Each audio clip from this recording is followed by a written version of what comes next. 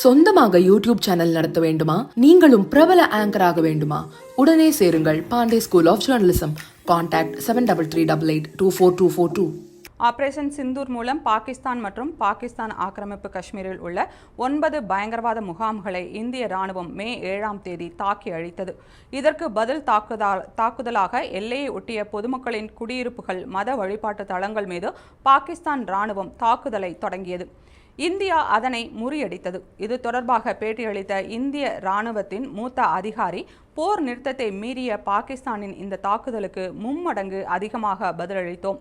பாகிஸ்தானின் 3 ராணுவ நிலைகள், ஒரு வெடிமருந்து கிடங்கு, எரிபொருள் சேமிப்பு வசதி மற்றும் பீரங்கி தளம் உள்ளிட்ட இலக்குகளை முற்றிலுமாக அழித்தோம்.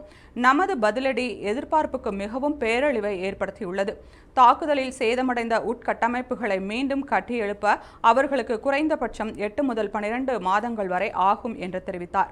மேலும் பாகிஸ்தான் ஆக்கிரமிப்பு காஷ்மீரில் உள்ள இலக்குகளை குறிவைத்து 25 நிமிடங்கள் இடைவிடாத தாக்கியதாக அவர் கூறினார். பாகிஸ்தான் ஆக்கிரமிப்பு காஷ்மீரின் லீபா பள்ளத்தாக்கில் அமைந்த பாகிஸ்தானின் இராணுவ தளத்தை முற்றிலுமாக தகர்த்துள்ளோம்.